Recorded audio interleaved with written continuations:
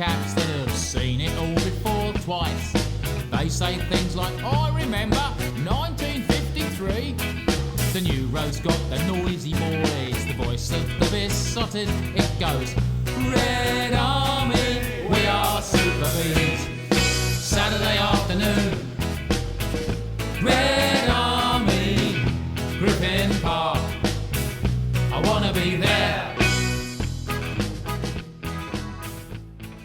Actually, people go to football a lot of times for connections, whether that's connections to other people, or whether it's connections to a place, or it's connections to maybe the people who've been in that place who aren't there anymore. You know, it's more like church than anything like that. I've never actually lived in Brentford, but whenever I come here, whether it's to a game or on a non-match day, to the area, it just feels like home. It's really just a part of me, really. It's just part of my psyche, really. You know, it's it's like having another hand or something. It's just part of me. I just can't really imagine life without it, really. And my dad used to say, you know, you'll change your wife more times than you change your football team, and you know, Brentford's it's a cliche, isn't it? It's in my blood. I can't help it. It's like a sort of a disease, really, a nice disease. You know, my wife's often wondering why we never go away for weekend breaks and things. And, you know, all she has to do is look at the fixture list, really. The package is your mates, your fans, the ground, the terraced houses, the floodlights, you know, it's all of that. The football is important, but in many years it's been secondary to the match day experience, because football was the only thing that can ruin a day at football. I like the club the way it is, in how being the underdogs, being the small club, being at this stadium, how small everything is. And so, it sounds stupid, I wouldn't like us to go to the Premier League for fear of how it would change the club. or any Brentford support has probably been regarded as a bit of an eccentric for wanting to support Brentford, you know. What do you want to support them for, you know? But that's my local team, I go and see them. Even at school, people say, why do you support Brentford? There's a thing when you're a kid, isn't it, that you tend to get attracted to whoever's winning the league, you know. And Londoners are incredibly scathing, aren't they? Everybody supports Manchester United, of glory hunters, that kind of thing. And of course, no one can ever accuse a Brentford fan of being a glory hunter. Yeah, I think people just used to think it was a bit special interest, which, to be fair, I mean, it was. I was, you know, sort of 18, 19, 20, 21-year-old girl who liked nothing more than going to football games and standing on a terrace, and not even what one would consider good football games either, with no friends and no family, and I used to love it. And as far as I'm aware, everyone just thought I was a bit of a weirdo. People have obviously thought I was sort of crazy and a bit sad and probably a bit desperate at times. You know, I travelled up and down the country watching Brentford when we were awful, and I think people, when I used to work at a big company, I think they thought I was just a bit of a loser.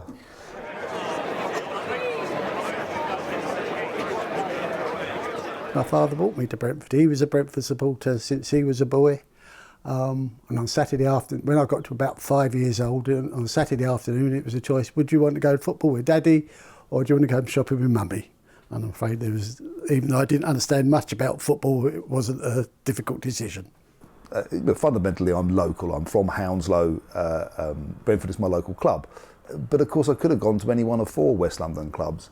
And for many years, I kind of almost cursed my dad for taking, who knew nothing about football, taking me to Brentford rather than, you know, Chelsea, Fulham or QPR, where at least there would have been, you know, greater stories. But having started coming to the ground and coming to see the club, there's something very lovely about it. And in a way that Chelsea, when I first started going to football, was a really nasty place with the National Front organising on the terraces and lots of violence. You know, Brentford really didn't come across like that, and I could go from a very early age. I became a Brentford supporter because of my school friend Nigel Bates. Brentford seemed to be sort of coming back to their former glories. I remember him telling me at school. And I came along, it was Swansea at home, and it was just brilliant. I fell in love on first sight, and I stood on the new road in a puddle at the front, and there was singing, and there was a goal, and then there was a fight at half time in the toilet, and lots of swearing, and it was just everything a sort of a 9-year-old boy wanted at the time. It was basically something to do on a Saturday. I'm not a shopping type of girl, never was, more of a tomboy, and I knew my brother and his mates went. So I got some money just after my 11th birthday, and my friend and I decided we'd come down to Brentford. And we did, and we just sort of loved it. Joe Whelan, who's now a really good friend of mine, still goes to matches. You know, all the kids would be playing on the park. I remember Joe used to turn up around about 1:30 and say, all right, kids, who's coming down to Brentford? And like, you know, you can imagine she's got like all this sort of kind of 12, 13, 14, 15-year-old kids are like, oh, I'll come. And she literally kind of just got a whole load of kids, probably 10, 12 of us. We all marched down the road from Isleworth all the way down to Brentford. We got to the turnstile. There was a guy called Paddy, I think his name was, on the turnstile. She said, right, Paddy, I've got 12 kids here. You go, all right, then he'll just bunk us over the turnstile. So we basically used to bunk into Brentford. And for me, I mean, obviously you're not paying any money. You know, my parents had no idea I was going at the time as well. And then that was it. So, you know, used to do that every couple of weeks. And obviously I was hooked by then. It was absolutely great fun. I became a Brentford fan partly through glory hunting, because it was 1971-72. And the John O'Mara team, and we were flying in Division 4. So I looked at the tables and thought, you know, as a 9-year-old, thought, oh, that's good. Growing up in Brentford, didn't have very much money, and they used to let you in for free at half time. So one Saturday I was walking past, nothing to do, and I thought, let's go in, see what's going on. And within 2 years of that, I was doing home games, away games, reserve away games, season ticket holder.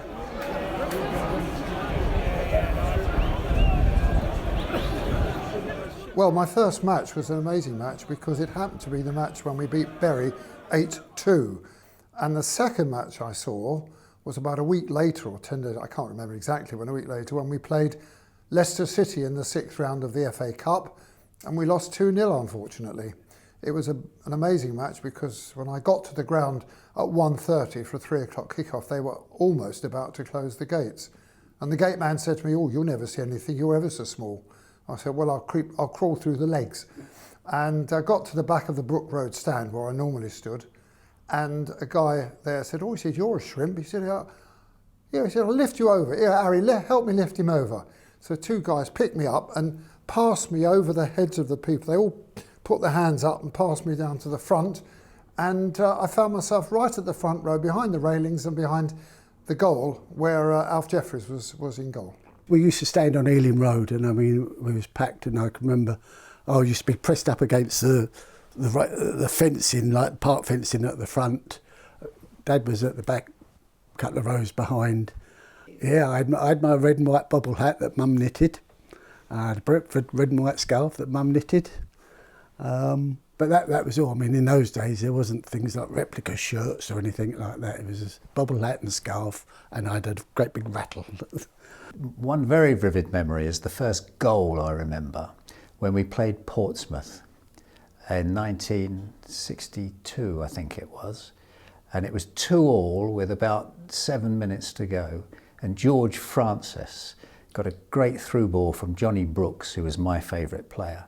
And he was at a very wide, narrow angle, and he whacked it and hit the winner straight into the goal from somewhere out near the corner flag, as I remember it.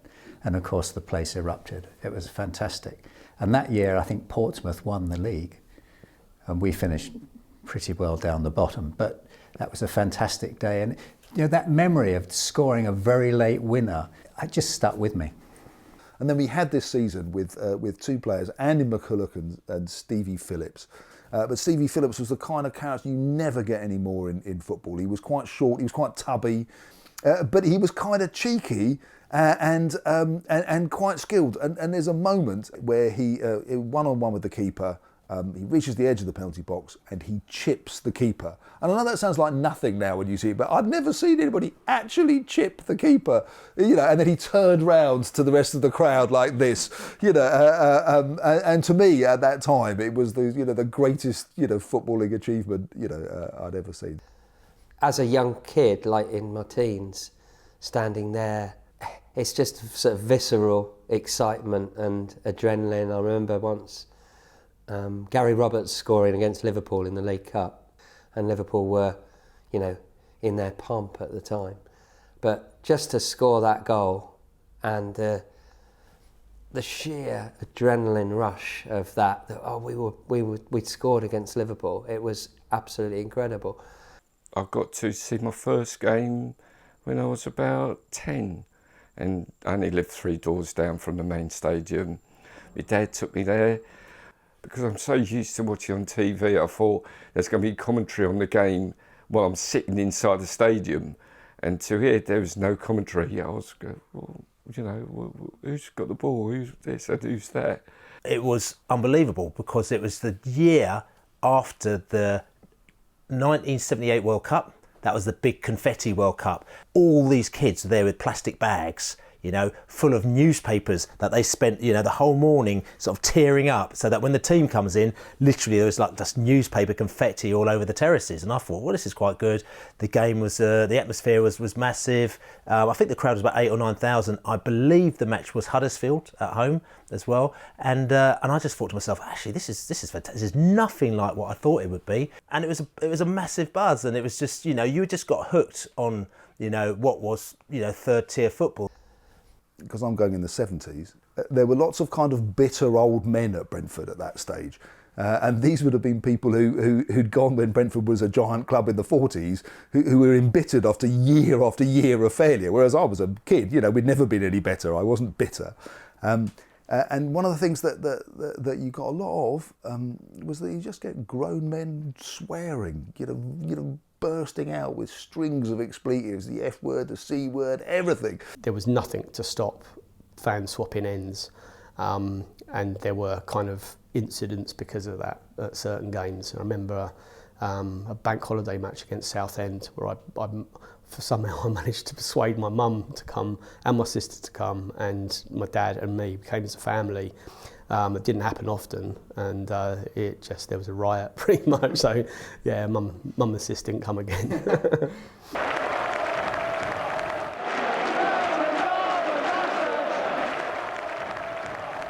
It was escapism, really. You know, all the frustrations of the week, the working week, came out on a Saturday afternoon when you could shout and swear and generally just let off steam. With no responsibility, of course. It was always everybody else's fault. You know, the idiot on the pitch who just missed an open goal. The people seem to have a thoroughly miserable experience and say, I'm never going to go back there again, and then, of course, carry on doing it. And I'm as guilty of that as anyone myself. And yeah, it was that whole general experience that people would just not actually seem to be enjoying it, and yet they do come back. We come back every time for it. You know, there is something. It's so deeply ingrained that you can't get away from it. My granddad, the majority of his life, he lived literally across the road, almost directly opposite the turnstiles on the Braemar Road. He was a regular around all the pubs to the point where they all knew his name, and there's always been a running joke in the family that throughout his whole life he was always barred from at least one of the 4 pubs on the corners, and when he finally talked his way back into one of them, another one decided they'd had enough of him. There's Mr. Push Up Brentford man, who just basically just shouts Push Up Brentford all throughout the game. Hey, push up Brentford!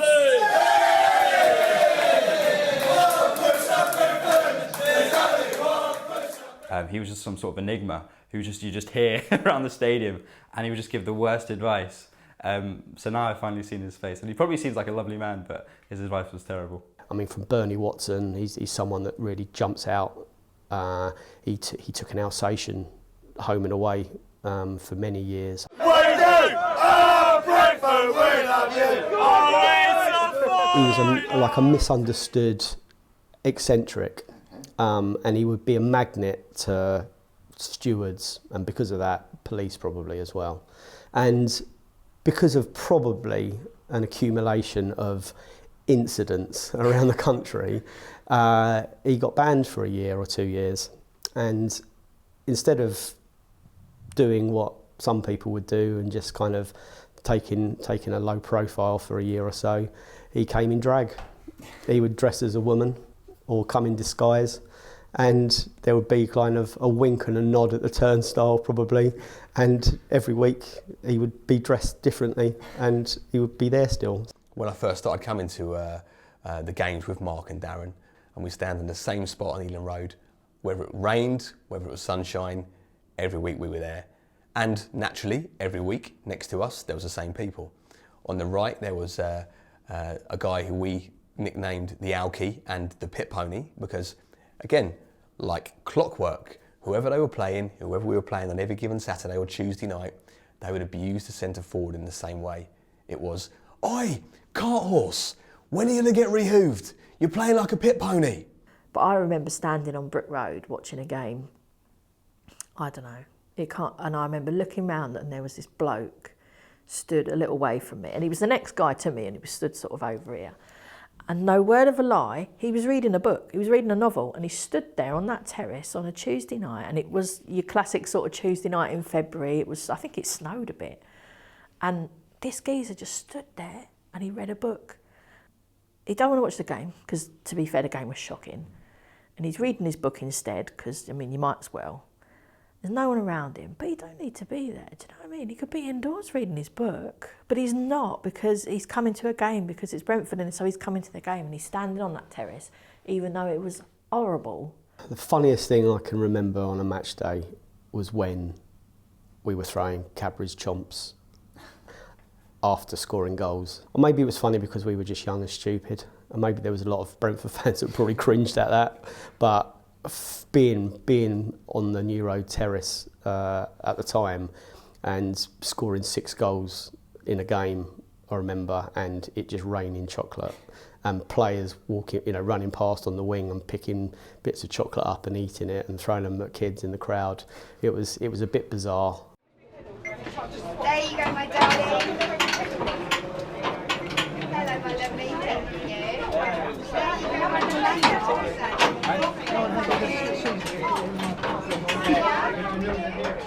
The feelings I have for the club, I think, have previously been wrapped up in this ground and this little bit, and there's something fantastically old football about it.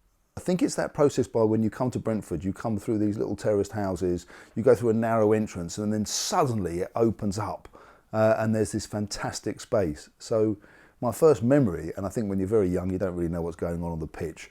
There are bright colours and stuff happens, but you don't really understand the ebb and flow of football. It was the spectacle. In my younger days, it was mostly standing. And I said my father was here in a crowd of 38,000, which seems very difficult to even conceive now, of getting 38,000 people into the area, let alone into the ground. In the early years when I attended, because we were in the second division, it was virtually all standing except for the seating along Braemar Road. It was all standing, lots of people. The average crowd when I started going for home games was about 22,000, between 20 and 25,000. And there was a lot of atmosphere there. It was wonderful. I just remember the big stand behind the goal, the Royal Oak End. Although I didn't stand on that until a few years later on, and it was almost like a rite of passage where you moved on to that stand. I remember looking at it, and it was the crowds were big, and the noise coming out of there was big, and it was impressive, and it was kind of like you look to that stand to kind of like for your inspiration. Thing about early Brentford days was the Royal Oak. I mean, if you were a young kid, it was standing on this huge terrace, and if you like the singing, you stand in one particular spot. It wasn't sort of kind of 5 or 10 of you. There'd be quite a few hundred of you. 4, 5, 600, maybe 800. I don't know, even more. Actually, in a big block, who used to stand in one section and they used to do all the singing, and that's how you kind of got the real buzz from Brentford. And the atmosphere was really. The atmosphere was brilliant. So yeah, I remember the smells. I could really vividly remember the smell of like Ralgex and the muscle ointment that players used to put on their legs beforehand, and pipe tobacco and boiled onions and stuff that's long gone now. Trying to stay dry was also an issue. I think there was a problem at one stage where you stand there and the roofing was tin. You know, if the ball bounced on the top of the roof, then you get showered with rust from the inside. You know. We used to have to go to toilet in near enough what was a steel bucket with a wooden lid on the top, with a massive hole in the roof, because in the 70s and 80s, women, girls didn't go to football, and there was only a few of us, sort of thing. Silly little things like when my son was little, I'm talking not even 2, we used to pack up half the house to bring the children. So my daughter would have all her art supplies, scissors, paper, glue. I'd bring a blanket, pillow, flask for Ewan, who would always fall asleep during the first half. As soon as he fell asleep, we always scored a goal. So it would be like, sleep, sleep, sleep, prodding him to sleep. Yeah, so for a long time, I used to go just to football on my own. I mean, and bear in mind then as well, half the time you're stood on the terrace, like you're not got people all over you. Do you know what I mean? You could swing a cat, you could swing a big cat, a large cat could be swung on the terrace at that point. I do remember chips. They stopped serving chips because this was what I was told. It's probably Brentford rumours meal. But they had to stop serving chips because when they turned on the deep fat fryer, it would blow up the floodlights.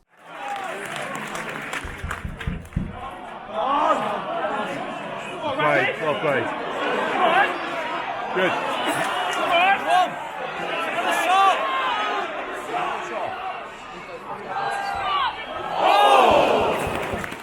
The fact that there are 4 old school floodlights that look like they're made out of Meccano with beacons on the top is a factor that makes it like no other club in London still. Those evening games really did have that sort of electric excitement. As you approached the ground, of course, you saw the floodlights from distance, and I think that's the thing that created the atmosphere, because you can in daylight, if the lights aren't on, you can't necessarily see the ground from further away. But when the lights are on, and you can see it from up to a mile away, and as you approach, they get brighter, and you could start to hear the crowd. You get a buzz, and it's just that anticipation, I think, as you approach the ground and see the lights that creates that little spark of electricity. What can you say to that? Right, again, this time on the day I really didn't think we deserved it, but 2 sloppy goals, and we'll come back, we're bigger and better than we were before, but what can you say? Heartache again. I used to say there's a routine of going to playoffs, either at Wembley or at Cardiff, is that I get excited. I buy a flag, I do the long walk in. There's a moment we look quite good, and then, we lose, and I go home and feel sorry for myself. It's got to be the playoffs, We're the playoffs specialists, aren't we? Walking out of Wembley and just feeling the dejection, and you feel terrible. Feel absolutely terrible. So it'd be every final we've lost. I'm sure you've heard that expression already. It's Brentford, isn't it? It means we can get ourselves into a most brilliant position, and then it drifts away. At Martin Allen years, we were always punching above our weight, and getting to the playoffs, we knew we'd run out of gas, we knew we'd run out of steam. We were playing Sheffield Wednesday at Griffin Park, and very quickly it became clear that this just wasn't going to happen. The players had given it everything, but they had nothing left to give. The playoffs were out of reach, the dream was over. But something magical happened in that second half, almost like an appreciation for what the team, and particularly the manager, had managed to achieve that year. 30 minutes, everyone to a man sang. The atmosphere was lifted, it was emotional. We knew we were going to lose, but it didn't matter. It was no longer about victory, it was about support, it was about community, it was showing the Wednesday fans, but more importantly our own fans, that this defeat didn't matter. We were going to be here next year, and we were going to use the cliche, go again.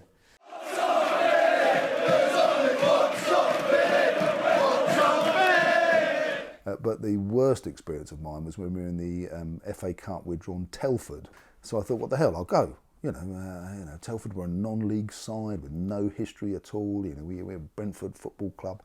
I drive for an hour and a half down these winding roads. I get to Telford. We are absolutely appalling. I'm in some sort of industrial shed with probably 300 blokes from West London who are being humiliated in a small town they've never been to before. We lose 3-1. We're dreadful. And as I was leaving the ground, I heard some elderly bloke next to me saying, "The first time I went to see Brentford, there were 30,000 in the ground. We were playing Everton. Look at us now." We played Workington in the early 1970s, and the coaches set off at midnight because I think the motorway system wasn't so good in those days, and Workington is a very, very long way away.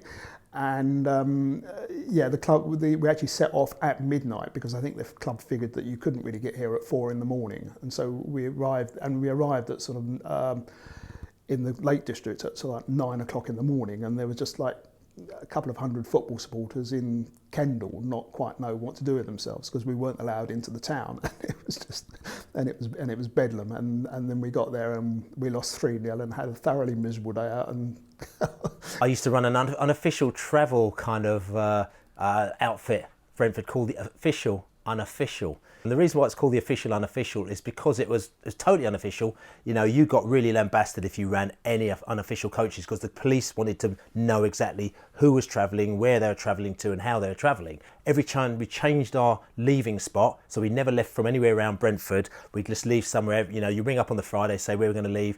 We'll turn up, the coach is there on the Saturday. He'll take a route which is completely not the same route as all the other coaches take.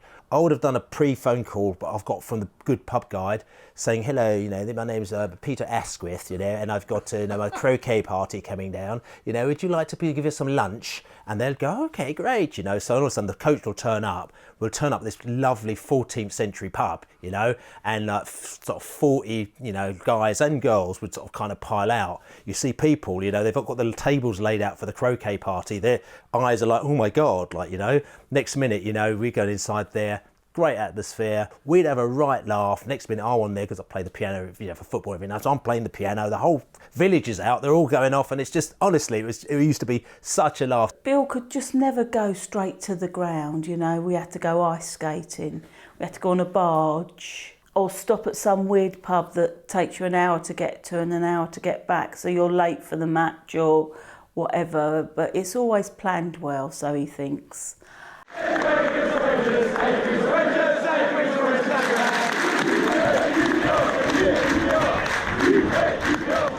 Football rivalries make no sense, except in a way Brentford's makes more sense than anybody else's because back in 1967, when we were on a up as a 4th Division club with no money, QPR attempted to effectively buy us out, take over the stadium, and end Brentford Football Club. QPR would have played at Griffin Park.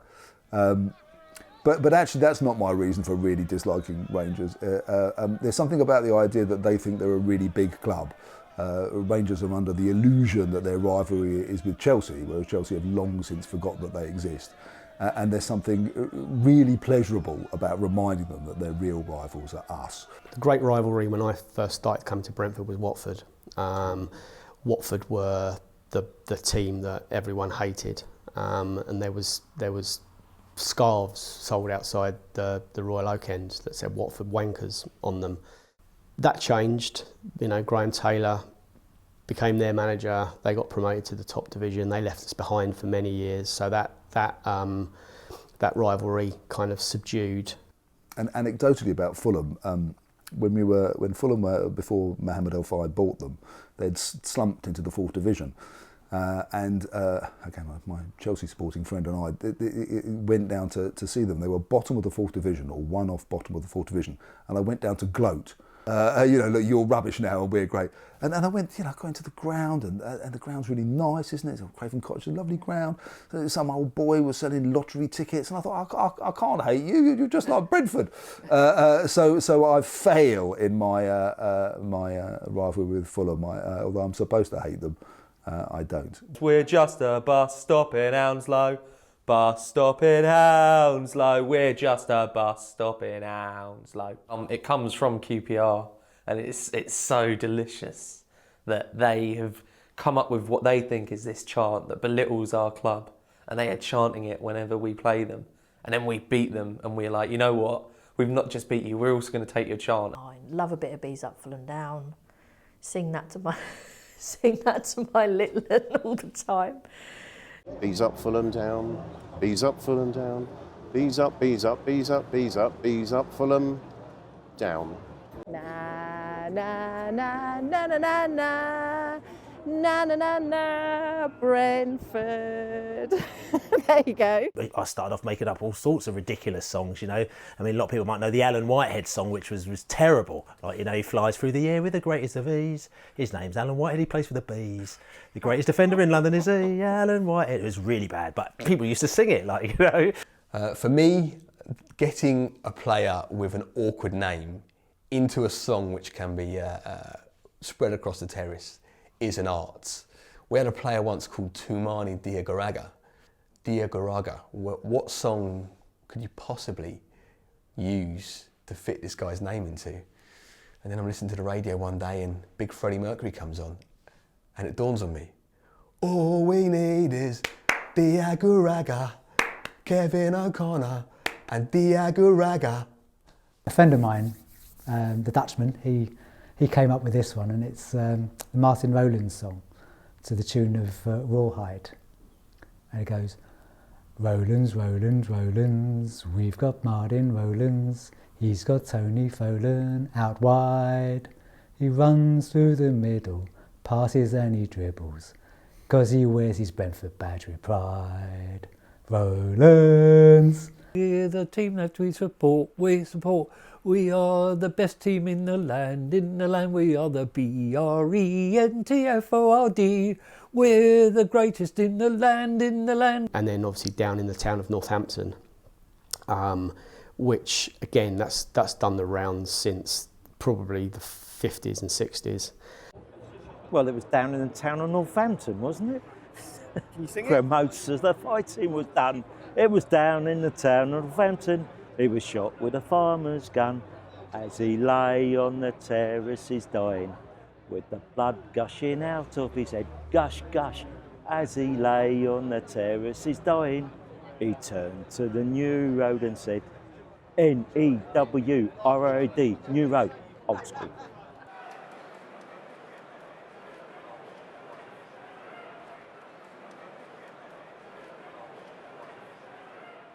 But when I first came, I think I'm pretty certain I had a bobble hat. I certainly had a scarf.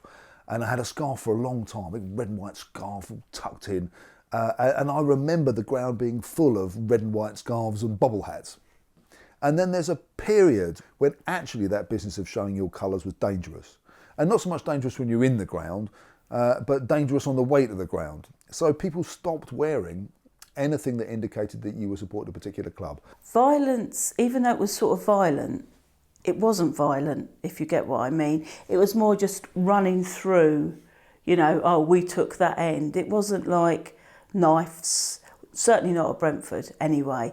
But when you look back now, you think, oh my gosh, I can't believe I was involved in it. And the adrenaline, it's just, and I think it sort of G'd you up for the game then. I'm not saying that I never did throw a punch. I was just in that crowd, so I would throw a punch. I was part of a big group. You know, there would sometimes be 20, 30 of us standing outside the bricklayers, and chairs are going to come flying through. So yeah, I would pick up a chair and maybe lob it back at them out the window and things like that. Not something I'm proud of, but at that time you would just be caught up in the moment. You could go weeks and weeks without any hassle down at Brentford. You know, out of, say, 20 odd games down there could only be 2 occasions in a season that you might see something. So it wasn't all the time. It would also be a lie if I didn't acknowledge that part of the fun of going to football was the feeling that there was this heightened atmosphere of, you know, aggression and tension. I also find it funny as well, I have to say. There's a whole range of gestures and songs, you know, taunting the opposition, you know, sort of, you know, masturbatory gestures, you know, 2 fingers in the air, that kind of strange, you know, body posture thing, which in a way is all posturing. In a way, I've always been sort of contemptuous of rugby, all this, that the fans all sit together and everyone shake hands afterwards. I mean, no, you go in there and you hate and you're angry and you scream at, you can't stand them. Oh, crikey, yeah. I mean, yeah, in the 1970s, coming to football was not a very pleasant experience. It was, yeah, I've been beaten up a few times, yeah. I think at Hartlepool I had my finger broken, and it was quite, and there was some rough places that you wouldn't go to. And I mean, a lot of people would say it's taken a lot of that football's a lot more sanitised these days, but at the same time, you don't get beaten up in quite the same way that you would just because you want to go to a football game. Yeah. Southend away one year, I remember being next to someone that got stabbed. Thankfully, not seriously, but still, you know, there was a kind of a moment where we felt that anything could happen. Birmingham back in the early 90s they were on another level. But I remember there was one time when we were playing them, and I'm pretty sure it was a cup match. It was a night game, and all the Brentford were in the side section at Birmingham City, and beside us was the Birmingham fans, and they just separated us with like this mesh. I remember because there's one guy in particular, I'm not going to mention his name, but you know, this guy who's sort of a member of our crew, he was really, really winding up the Birmingham fans up really bad, and they were like I said, probably hardcore. Then what he did is he looked at the time and he thought, right, thank you very much, everybody, I'm off. And he left about 10 minutes before the end. He just left, right? And we were like, where you going? He goes, all right, it's looking a bit dodgy. I'm going to go now. So you've left us, you've completely wound them up. And he like scarpered, so he was gone. So then we walked out of the ground, and there was about 500 Birmingham just waiting for us outside the ground. It was quite scary. And I think any comments you make about Brentford, you've got to say, in terms of nastiness in the 70s and 80s, it was horrible at Chelsea. You know, West Ham were really nasty. There were serious firms at Arsenal and Spurs. Brentford was never like that. I've not, that I can remember, actually come across any violence. There's no kudos. Millwall, one of the best games that we have here for the pub anyway, never get any violence from them because there's just no real bragging rights in beating up Brentford supporters. I could beat up Brentford supporters. Not too many black people would go to football in those days because it was deemed as dangerous. We're talking about the sort of late 70s and we're talking about the 80s. Football violence was rife in those times. Racism was rife at those times. You had the National Front who were actively campaigning in and around football grounds. I mean, Chelsea was one ground which was known for the National Front, were absolutely active in there.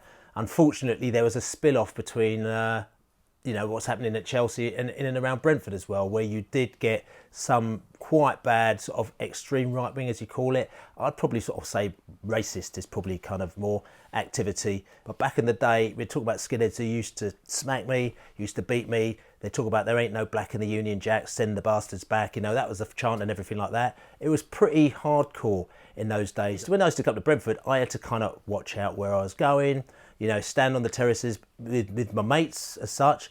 If certain people would turn up, I'd have to kind of probably go somewhere else. When it went to away games, sometimes it was a little bit more difficult because you're all in the same end. So it's one of those scenarios where you're always on your toes going to football. And people would always say to me, why are you still going? It's too dangerous. Why are you always going? And I'm just like, well, it's about your football team first. You know, from Brentford fans, you used to hear the monkey chanting when the opposition black fellas were playing, you know, or had the ball. There was nothing I felt I could do about it. I could not take on every single fan, otherwise I'd be beaten up every single week. So the only thing I could have done is just have to go along, just listen to it and just ignore it, just try and enjoy the game.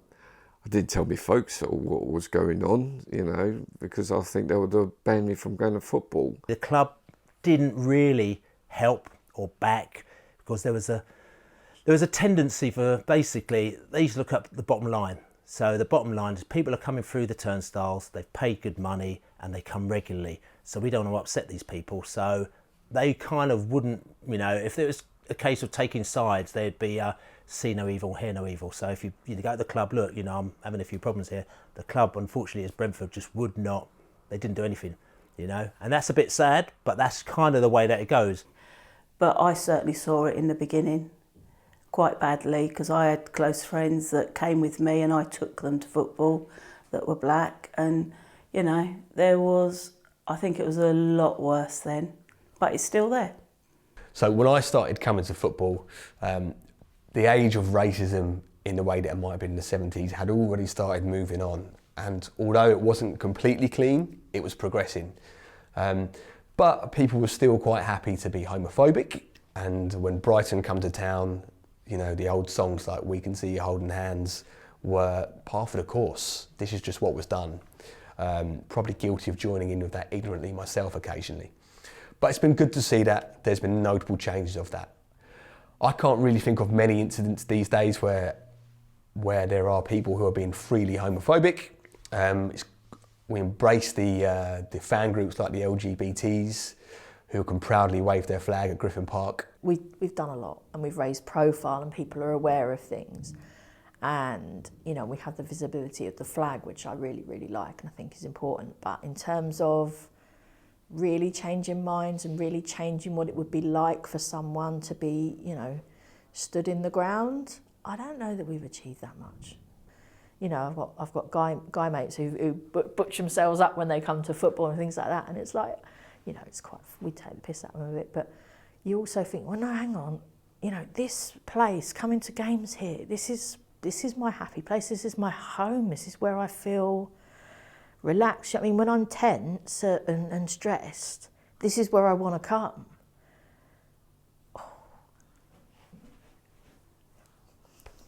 And so, yeah, and then the idea that you have to come in and you can't fully enjoy that, you can't properly be it because there's this thing saying, yeah, but it's not really your place. No, you don't get to say that to me, no. And so, you know, you don't get to say it to me, you don't get to say it to anyone. And so that's why we started and why we knew it was the right thing as soon as we did it. Come on, you bees! When I went to Reading as a teenager, I didn't really care because I was just sort of like, you know, just a teenage girl just going with a group of mates, and I never felt like it was any different to anything else. I think as I got older, I became more aware that it wasn't necessarily as many women around going to football as I was. But then I felt when I came to Griffin Park, it just felt such a community environment that it just didn't, again, I went back to, you know, when I was a teenager, and didn't really bother me, and it was just felt a nice place to be. I think there's more middle class people at football. It wasn't a thing that middle class people did in the 70s and 80s. I think you're seeing more Anglo-Asian kids coming to the game, which is great, you know, and then it's one of the odd things about Brentford, situated in the borough of Hounslow, that there hasn't been a bigger Asian support for the club. But I think that's shifting now. Come on, you bees! We sit in B300, which is what we call the Punjabi stand, because it's literally me, my dad's friend and his daughter. So there's only 4 Asians and no one sits in B300 because it's the like really bad view of the stadium. But the thing is, for 4 seasons now we've sat there because it feels like our own stand. And my dad's so loud that, you know, he gives it enough voice anyway, so we're fine. But that's our little area. When the attendances were quite low, and I think you had a period where actually there weren't really any young people coming for a while. And now, since we've got good, we have young people here again. Remember to let her into your heart, then you can start to make it better, better, better, better, better, better. Woo!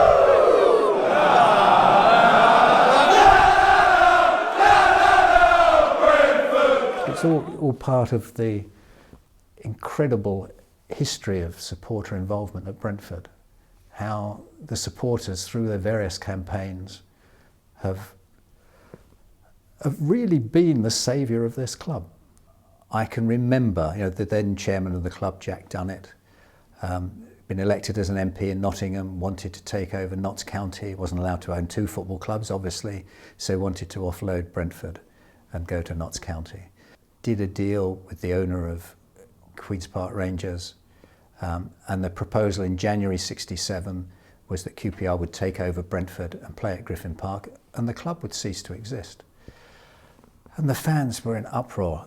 No one was in any doubt that this was going to be a takeover by Queen's Park Rangers, the bigger club, and that Brentford would therefore would die as a football club. And that was quite a stunning thing to me, because up to that time I was just come to football to watch a game of football. I hadn't realised there was quite so much going on beneath the waters, and it was quite formative to me, because it showed me what supporters can do, because it was a supporters initiative that really saved the club at that time.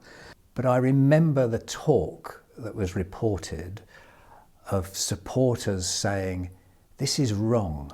You know, wealthy individuals owning football clubs and being able to put the whole decide that they're not interested anymore and put the whole future of the club in jeopardy is wrong. It's our club, the supporters should own it. Now that didn't happen. The club fortunately was rescued by a consortium of businessmen with Brentford at their hearts. But I always remembered that idea that the supporters should own the club.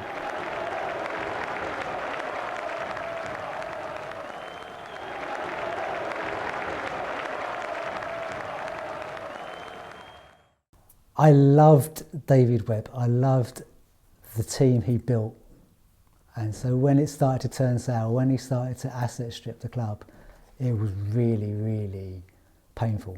It was you were kind of being let down by somebody who should be looking after the club. But we were really concerned. You know, it was a time where supporters were really worried about how things could get worse for Brentford Football Club.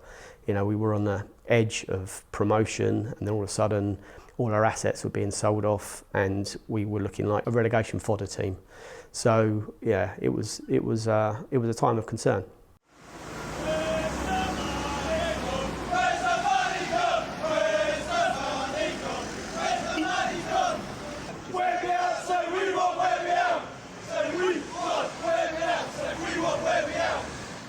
So Besotted and Bias, which is something Besotted helped form, was at the centre of the Dave Webb protests. It wasn't a nice time at all. There was posters up around the town where he lived. It was fairly direct, if I'm honest with you, but good came out of it. The fans became more organised. Bias still going strong, and Bees United came out of that as well, separately and separate people, but out of that kind of same desire to get organised and protect the club.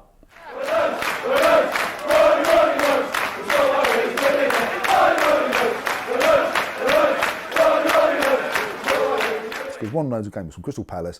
He was a wealthy man who clearly wanted to have a football club to play with. You know, he made himself the manager in the first season, which I thought was something you'd see in a bad Hollywood film. Everyone loved Nodesy. Everyone was into Nodesy. The song was like, he's got white hair and he don't care. Ronnie Nodes, Ronnie Nodes. You know, and that was the song because people sung it. You know, they used to turn up to matches with white wigs on. You know, that's kind of what you did because, you know, Ron Nodes was the saviour as far as we're concerned. We went up that year as champions, and it was, to me, that was, you know, one of the best championships. I loved that year. It was fantastic. You started singing too soon. You thought the title was won. You started singing too soon. And his plan was to be able to sell players at a massive profit and, you know, get lots of TV money and build the crowds up to 10,000. And when none of that happened and he lost interest, it was a matter of what was going to happen. When Ron Nodes threw his toys out the pram and he said, right, that's it, I'm not putting any more money into this club, and by the way, you owe me loads of money, that's when the buckets came out. Because we owned the ground, which was quite rare as a club, it didn't take a genius to figure out why Ron Nodes was interested in Brentford. Ron, the rumours about you leaving? They're frankly not true. I am looking to relocate the ground somewhere nearer my home, possibly building a pitch in my back garden, but I can't confirm that just yet. He was talking about selling Griffin Park and moving us to Woking, which, I mean, is absolutely ridiculous. I mean, anybody could see that it was a way of getting us out of Griffin Park so he could sell it. As he owned the club, he would take all the money. and we would be left at Woking, and there probably wouldn't be Brentford Football Club for very much longer. So from being, you know, a crowd that was pro-Nodes, it was a crowd that was really split, and that was another time where fans started to protest. We went to Woking and had protests there. No to Woking. We were concerned that there was a deadlock between the local council and between the football club about the new stadium. Whilst Nodes was not our favourite man, we also felt that the council could be doing more to help us out. Their attitude was, there's nothing wrong with Griffin Park, you should stay there, there's nothing wrong with it. Anyone with any experience knows that wasn't really practical. So we formed a political campaign called the ABC campaign, and we put candidates in the 2002 local authority elections in Hounslow Borough. The football club is throwing its weight behind the campaign though. The night before the election, ABC is allowed to parade its banner at half-time, despite the presence of club chairman Ron Nodes, who many fans think is as much to blame for the club's plight as the council. And I hereby declare that the following have been duly elected: Ruth Margaret Cadbury, Patrick Lloyd Edwards, Luke Kerr.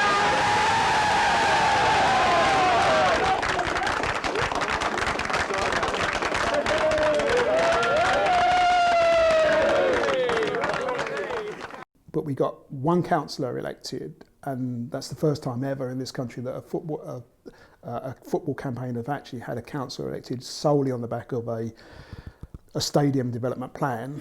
And I think pretty much within days the council attitude did change.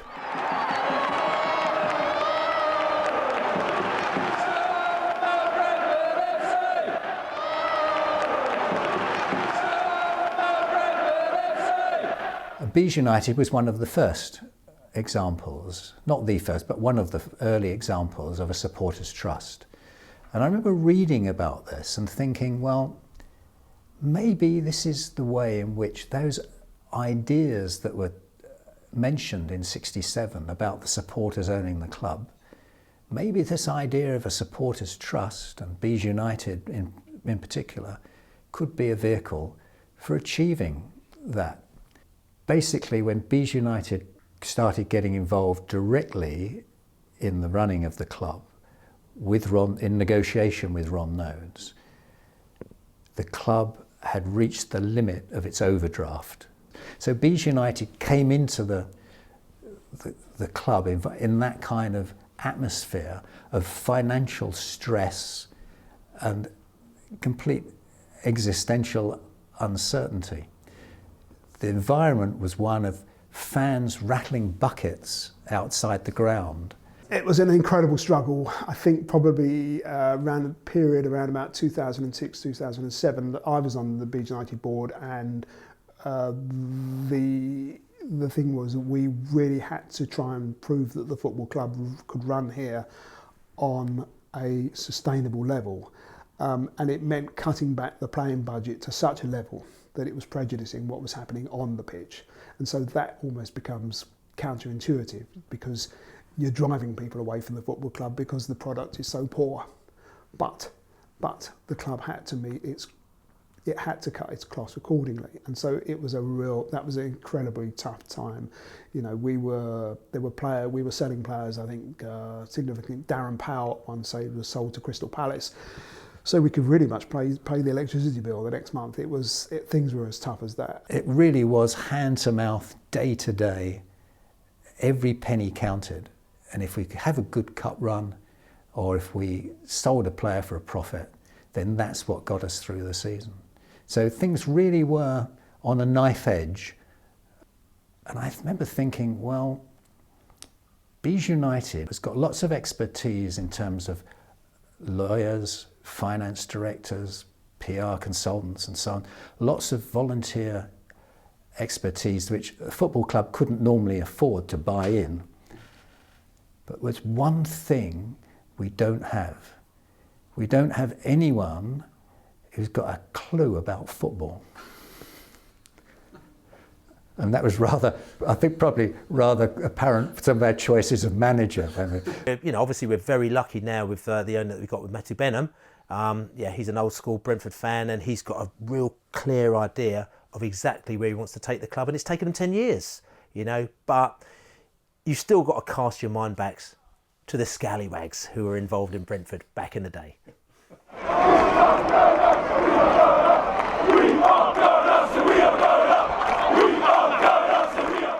A lot of the pride I feel in the club comes from the work of the Community Sports Trust.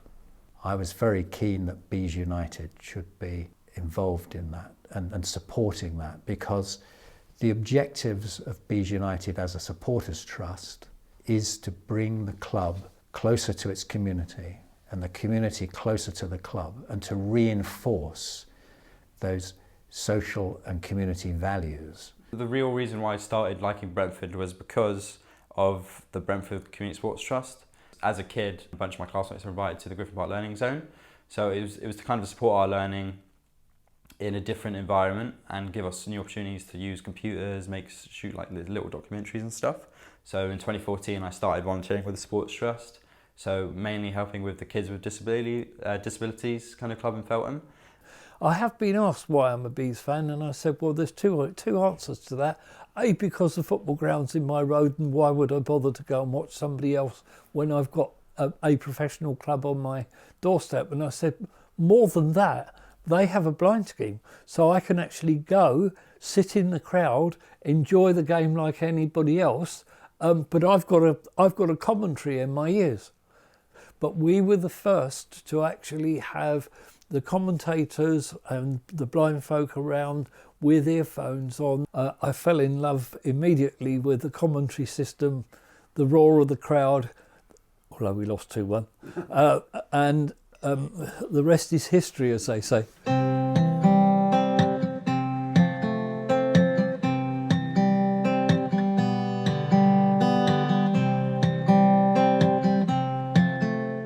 I can see it's a necessity, but nobody really wants to go. I don't think, anyway. I think at the bottom of their hearts, everybody would. I mean, I suppose that's impossible to develop this ground, but that's what everybody would like. It's just something special. A lot of people have been here through rain, shine, success, failure, with their dads and their granddads and their wives and their exes and their kids and their kids' kids, and you know, it's something that a lot of people will get justifiably get very emotional about. So yeah, I'm not looking forward to it. So football to me has been a dream. Griffin Park to me has been my second home, and so I'll find it exceedingly difficult to go through that gate for the last time. Heartbroken. And I say that as someone who's campaigned for years about getting the new stadium. I'm on board just with the reasons for it. I'd stay here.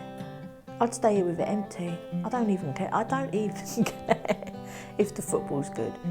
We're the fabric of the club. We will take that ethos and that spirit and what we stand for and the memories of where we've come from to the new ground, because that's our DNA, and the DNA is really important in a football club. The stadium has lost a lot of its aura, if you like, if that's the right word, quite some while back. So I'm not quite as misty-eyed as a lot of people are. It's really clear that we need a new stadium. We need to take more money, and how brilliant that it's just across the road, actually closer to town. It's not on some out-of-town shopping centre. Whereas we'll look to the future and are excited about what it brings. It's almost like saying goodbye to an old friend, and yeah, a friend I'm going to miss. I think if you go to a football ground, particularly this one, when it's empty, you can still feel what's been in it, in the way you come with a church. And I think that's really interesting, because that only comes from all those people and all those connections around all those times. I remember when I was a kid, in the pushchair and over the bridge. Half time, You got in for free. There was me granddad, me dad, then there was me going down the town and over the moon.